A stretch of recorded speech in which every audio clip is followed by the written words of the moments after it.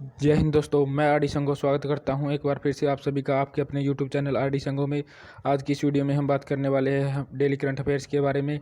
आज की इस वीडियो में हम बात करेंगे डेली करंट अफेयर्स के क्वेश्चन के बारे में, जो कि जिसके साथ साथ हम स्टैटिक जीके के क्वेश्चन भी कवर करेंगे। आज की वीडियो बहुत ही इंपॉर्टेंट और खास होने वाली है।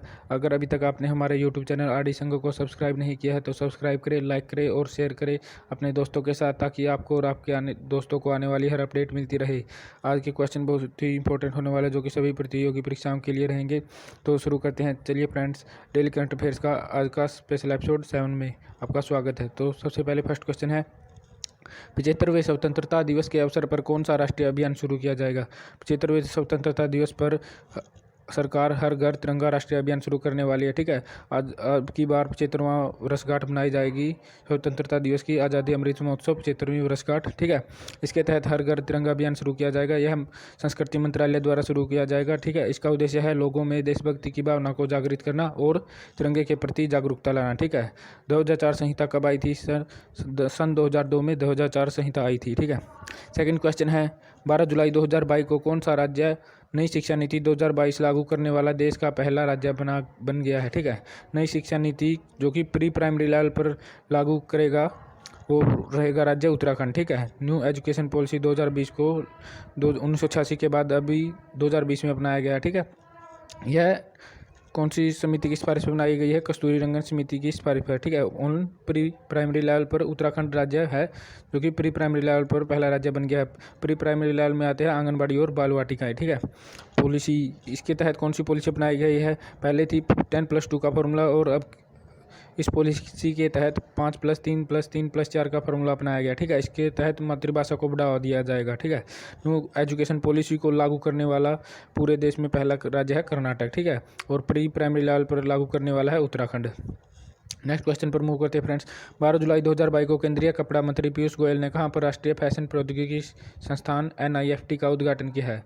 पीयूष गोयल, कपड़ा मंत्री पीयूष गोयल ने 12 जुलाई 2022 को पंचकुला में NIFT का उद्घाटन किया। ठीक है, NIFT means national institute of fashion technology. ठीक है, कपड़ा मंत्री है हमारे देश के पीयूष गोयल। ठीक है, इन्होंने शुभारंभ किया है NIFT का पंचकुला हरियाणा में। ठीक है, हरियाणा में यह पहला संस्थान है और पूरे भारत में 17वां संस्थान है। ठीक है, तो नेक्स्ट क्वेश्चन पर मूव करते हैं फ्रेंड्स। ITUT के संदर्भ में कौन सा कथन सही नहीं है? ITUT 14 जुलाई, ऑप्शन नंबर 1 है, 14 जुलाई 2022 को इसका दूसरा शिखर सम्मेलन आयोजित किया जाएगा। Second option ITUT Bharat, Israel, USA और UAE का नया समूह है। इसे वेस्ट एशियन क्वाड भी कहा जाता था। इसका गठन अक्टूबर 2021 में किया गया। तो यह इसमें कौन सा संदर्भ सही नहीं है? इसमें का ऑप्शन रहेगा आंसर ए, 14 जुलाई 2022 को इसका दूसरा शिखर सम्मेलन आयोजित किया गया। ठीक है, यह ऑप्शन गलत है। ठीक है, तो इसके बारे में देखते हैं फ्रेंड्स। ITUT में 4 देश शामिल है, जिसमें भारत, एक आई से भारत, सेकंड आई से इजरायल, फर्स्ट यू से UAE और सेकंड यू से USA बनता है। ठीक है, 4 देश हो गए, भारत, इजरायल, UAE और USA। इसका गठन अक्टूबर 2021 में किया गया है। ठीक है, इसका सेकंड नाम वेस्ट एशियन क्वाड के नाम से भी जाना जाता है। ठीक है, इसकी पहली बैठक हो गई है 14 जुलाई 2022 को। आज इसकी पहली बैठक आयोजित की गई है। ठीक है, जो कि वर्चुअली ऑनलाइन की जाएगी। ठीक है, वेस्ट एशियन क्वाड के नाम से भी इसे जाना जाता है। क्वाड देशों में 4 देश शामिल हैं, इंडिया, ऑस्ट्रेलिया, जापान और USA। ठीक है, इसके भागीदार प्रत्याशी रहे हैं भारत से नरेंद्र मोदी इस सम्मेलन बैठक में भाग लेंगे। USA से जो बाइडेन, जो कि वहाँ के राष्ट्रपति है, UAE से अल नहयान और इजराइल से यार लेपिड। ठीक है, तो यह थे ITUT के बारे में जानकारी। नेक्स्ट क्वेश्चन पर मूव करते हैं। चर्चा में रही कागज आयात निगरानी प्रणाली कब से प्रभावी होगी? ठीक है, चर्चा में रही कागज आयात निगरानी प्रणाली 1 अक्टूबर 2022 से लागू होगी। ठीक है, इसमें विशेष उपयोग वाले कागज को मुफ्त किया गया है। ठीक है, जो कि पहले यह विशेष उपयोग के कागज मुफ्त थे, कर से मुक्त थे। ठीक है, ये भी इनका अनिवार्य पंजीकरण कर दिया गया है। ठीक है, पंजीकरण अनिवार्य कर दिया गया है। इसके तहत अनिवार्य पंजीकरण के साथ इनको मुफ्त कर दिया गया। ठीक है, पंजीकरण कितने दिन तक वैलिड रहने वाला है? 75 दिन तक पंजीकरण वैलिड रहेगा। ठीक है, इसके अंदर कौन कौन से पेपर शामिल है? जैसे टिश्यू पेपर, वांटेड पेपर, और इस कागज प्रणाली के दायरे से बाहर रहेंगे note printing paper, bank bond paper, cheque paper और सिक्योरिटी पेपर जैसे पेपर इससे बाहर रहेंगे। ठीक है, और रजिस्ट्रेशन की प्रक्रिया 15 जुलाई 2022 से शुरू होगी और इसे लागू किया जाएगा 1 अक्टूबर 2022 से। नेक्स्ट क्वेश्चन पर मूव करते हैं फ्रेंड्स। 11 जुलाई 2022 को किस टेलीस्कोप ने ब्रह्मांड की पहली रंगीन छवि जारी की है? ठीक है, 11 जुलाई 2022 को जेम्स वेब स्पेस टेलीस्कोप ने ब्रह्मांड की पहली रंगीन छवि जारी की है। ठीक है, इस टेलीस्कोप को किस देश ने बनाया इस टेलीस्कोप को? नासा की space agency, NASA, European space agency और कनाडा स्पेस एजेंसी ने बनाया। ठीक है, यह 20 वर्ष तक कार्य करेगी। ठीक है, यह टेलीस्कोप इसकी ब्रह्मांड की पहली रंगीन अब तक की सर्वाधिक रिजोल्यूशन वाली तस्वीर जारी की है। ठीक है, इससे पहले कौन सी टेलीस्कोप थी? Hubble telescope. ठीक है, नेक्स्ट क्वेश्चन पर मूव करते हैं फ्रेंड। 13 जुलाई 2022 को केंद्रीय मंत्रिमंडल ने कहाँ पर गति शक्ति विश्वविद्यालय स्थापित करने के प्रस्ताव को मंजूरी दी है? ठीक है, यह प्रस्ताव की मंजूरी मिली है गति शक्ति विश्वविद्यालय की वडोदरा में। ठीक है, इसके बजट 2022-23 में 4 स्तंभ शामिल किए गए थे, जिसमें पहला स्तंभ था पीएम गति शक्ति। इसके 7 इंजन थे जिसमें परिवहन के थे। ठीक है, जो परिवहन के थे सभी के सभी इंजन।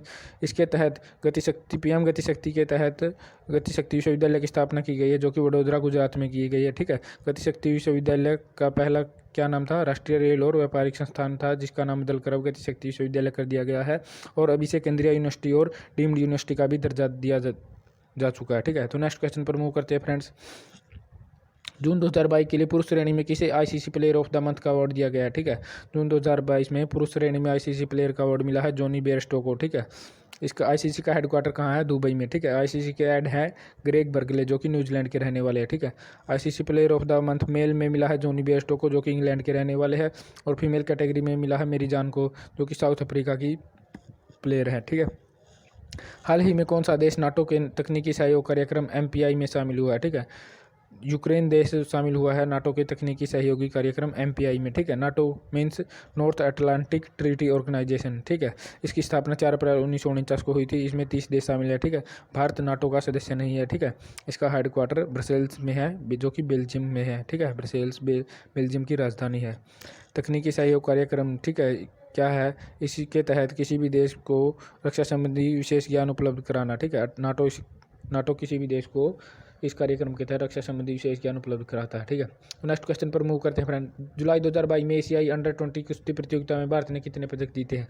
जुलाई 2022 में एशिया अंडर 20 में कुश्ती प्रतियोगिता में भारत ने कुल 22 पदक जीते हैं। ठीक है, इसका आयोजन कहाँ हुआ था? इसका आयोजन मनामा में, बहरीन में हुआ था। ठीक है, भारत इंटरपोल के बाल यौन शोषण डेटाबेस में शामिल होने वाला 68वां देश बना है। ठीक है, हाल ही में भारत इंटरपोल के बाल यौन शोषण डेटाबेस में शामिल हुआ है, जो कि 68वें देश के रूप में इसका सदस्य बना है। ठीक है, भारत में इंटरपोल की एजेंसी कौन सी है? सीबीआई। ठीक है, central bureau of investigation. CBI की वो शक्ति कहाँ से मिलती है? सीबीआई को शक्ति मिलती है दिल्ली पुलिस विशेष स्थापना अधिनियम के 1940 के तहत। ठीक है, सीबीआई के संस्थापक कौन है? डीपी कोहली सीबीआई के संस्थापक है। वर्तमान निदेशक हैं सीबीआई के सुबोध कुमार जायसवाल। ठीक है, निदेशक का कार्यकाल कितने वर्ष तक का होता है? निदेशक का कार्यकाल 2 वर्ष तक का होता है। ठीक है, तो अब यह थे हमारे जीके डेली करंट अफेयर्स के इंपॉर्टेंट क्वेश्चन। ठीक है, तो अब हम जीके के क्वेश्चन की ओर बढ़ते हैं। सबसे पहले है, खादी से निर्मित सबसे बड़ा तिरंगा कहाँ पर बनाया गया है? ठीक है, यह जैसलमेर राजस्थान में बनाया गया। ठीक है, राष्ट्रीय ध्वज कब अपनाया गया? राष्ट्रीय ध्वज अपनाया गया 22 जुलाई 1947 को। ठीक है, टेम्पल 360 पोर्टल कब लॉन्च किया गया? ठीक है, और किसके द्वारा लॉन्च किया? टेम्पल 360 हाल ही में लॉन्च किया गया, जो कि संस्कृति मंत्रालय द्वारा लॉन्च किया गया। अमृत क्रांति का संबंध किससे? अमृत क्रांति का संबंध है नदी जोड़ो परियोजना से। अमृत सरोवर कहाँ पर है? अमृत सरोवर है रामपुर, यूपी में। नेक्स्ट देखते हैं फ्रेंड्स कौन कौन से इंपॉर्टेंट क्वेश्चन है। नेक्स्ट है अनुच्छेद 21A। अनुच्छेद 21 में है शिक्षा का मौलिक कर्तव्य। ठीक है, जिसे 86वें संविधान संशोधन 2002 के तहत जोड़ा गया था। ठीक है, शिक्षा का कौन सी सूची का विषय है? शिक्षा मूल संविधान में राज्य सूची का विषय थी, लेकिन वर्तमान में इसे समवर्ती सूची में डाल दिया गया है, जो कि 42वें संविधान संशोधन 1976 के तहत डाली है। उत्तराखंड की पहली महिला स्पीकर कौन है? उत्तराखंड की पहली महिला स्पीकर है रितु खंडेरी। और भारत देश के सबसे युवा स्पीकर कौन बने हैं? भारत देश के सबसे युवा स्पीकर बने हैं राहुल नार्वेकर। ठीक है, सीबीएसई के हेड कौन है? सीबीएसई के हेड हैं निधि सिब्बर। एनसीईआरटी की हेड कौन है? एनसीईआरटी के हेड हैं दिनेश प्रसाद सकलानी। ठीक है, जेएनयू जवाहरलाल नेहरू यूनिवर्सिटी के फर्स्ट हेड कौन बनी है? फर्स्ट हेड बनी है शांति श्री दूलीपुड़ी। ठीक है, यूजीसी के हेड कौन है? यूजीसी के हेड है यूनिवर्सिटी ग्रांट कमीशन, विश्वविद्यालय अनुदान आयोग, इसके हेड बने हैं जगदीश कुमार। ठीक है, खेलो इंडिया यूथ गेम्स का आयोजन कहाँ हुआ है? खेलो इंडिया यूथ गेम्स का आयोजन पंचकुला हरियाणा में हुआ है। ठीक है, NDRI national diary research institute कहाँ पर है? यह है करनाल हरियाणा में। ठीक है, तंबाकू अनुसंधान संस्थान कहाँ पर है? राजमुंदरी में। आलू अनुसंधान संस्थान है शिमला में। चावल अनुसंधान संस्थान है कटक में, और गन्ना अनुसंधान संस्थान है लखनऊ में। ठीक है, G7 की बैठक कहाँ हुई है? G7 की बैठक हाल ही में जर्मनी में हुई है। G7 में कौन कौन सी कंट्री है? G7 में कंट्री शामिल है Germany, France, Japan, United kingdom, Italy, Canada, European union. ठीक है, यह 7 कंट्रीज G7 में शामिल है। ठीक है, ब्रिक्स की हाल ही में बैठक कहाँ हुई है? ब्रिक्स की हाल ही में 14वीं बैठक हुई है, जो कि चीन में हुई है। ठीक है, ब्रिम्सटेक की बैठक हुई है कोलंबो, श्रीलंका में। वर्णिका की स्थापना मैसूर में हुई है। कि वर्णिका क्या है? नोट प्रिंटिंग करने वाले शाही का इकाई केंद्र है। ठीक है, वर्णिका। PSLV-C52 क्या है? PSLV-C52 उपग्रह है जिसके तहत EOS-04 अर्थ ऑब्जर्वेशन सैटेलाइट को लॉन्च किया गया है। कब लॉन्च किया गया है? 14 फरवरी 2022 को। PSLV-C53 क्या है? PSLV का C53 उपग्रह है जिसके तहत सिंगापुर के 3 उपग्रह को लॉन्च किया गया है, DSEO, स्कूब और न्यूसार को। ठीक है, GSAT-24 क्या है? GSAT-24 भी एक उपग्रह है जिसके तहत एरियन एस रॉकेट को लॉन्च किया गया है। ठीक है, यह कहाँ का है? कोरब, फ्रेंच गुयाना का है। यह कोरब, फ्रेंच गुयाना के एस रॉकेट को लॉन्च किया गया है। ठीक है, रक्षा विश्वविद्यालय कहाँ पर? रक्षा विश्वविद्यालय है गुजरात में। राष्ट्रीय समुद्री संग्रहालय कहाँ है? राष्ट्रीय समुद्री संग्रहालय है लोथल, गुजरात में। ठीक है, WHO का ट्रेडिशनल मेडिसिनल सेंटर कहाँ है? WHO का ट्रेडिशनल मेडिसिन सेंटर है जामनगर, गुजरात में। तो नेक्स्ट देखते हैं फ्रेंड्स कौन से क्वेश्चन रहते हैं। विंबलडन ओपन के विजेता कौन बने हैं? विंबलडन ओपन के मेल में विजेता बने हैं नोवाक जोकोविच, जो कि सर्बिया के रहने वाले हैं, और फीमेल में बनी है एलिना रिबाकिना, जो कि कजाकिस्तान की रहने वाली है। फ्रेंच ओपन के विजेता कौन है? फ्रेंच ओपन के मेल में विजेता है राफेल नडाल, जो कि स्पेन देश के हैं, और फीमेल में बनी है ईगा स्वांतेक, जो कि पोलैंड देश की रहने वाली है। ICC महिला क्रिकेटर ऑफ द अवार्ड का अवार्ड किसने जीता है? स्मृति मंदाना ने। ठीक है, ICC महिला वर्ल्ड कप के विजेता कौन सा देश बना है? ऑस्ट्रेलिया।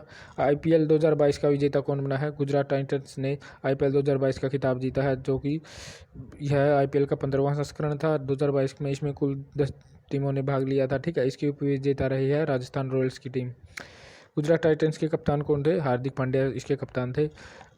रणजी ट्रॉफी के विजेता बनी है मध्य प्रदेश। ठीक है, टोक्यो ओलंपिक में भारत के कुल कितने पदक थे? भारत में ने टोक्यो ओलंपिक में कुल 7 पदक जीते, जिसमें 1 गोल्ड, 2 सिल्वर और 4 ब्रॉन्ज थे। पैरा ओलंपिक में भारत के कुल कितने पदक जीते? पैरा ओलंपिक में भारत ने कुल 19 पदक जीते, जिसमें 5 गोल्ड थे। विंटर ओलंपिक में भारत ने कितने पदक जीते? विंटर ओलंपिक में भारत ने कुल 0 पदक, कोई भी पद नहीं जीता। ठीक है, इसके विंटर ओलंपिक में फर्स्ट रैंक पर कौन सा देश रहा था? नॉर्वे देश फर्स्ट रैंक पर रहा था। ठीक है, पैरा ओलंपिक में फर्स्ट रैंक पर रहने वाला देश था चाइना। टोक्यो ओलंपिक में फर्स्ट रैंक पर रहने वाला देश है USA।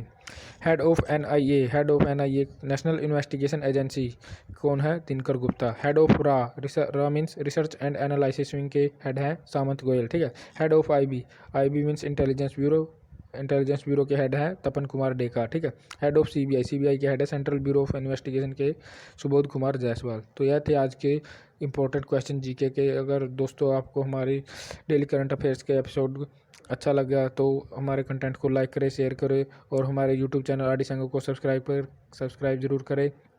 और अगर आपको हमारा यह कंटेंट अच्छा लग रहा है तो अपने दोस्तों के साथ शेयर करें। ठीक है, और जो भी डाउट रहे तो हमें कमेंट में बताएं। Thank you, have a nice day. जय हिंद, जय भारत।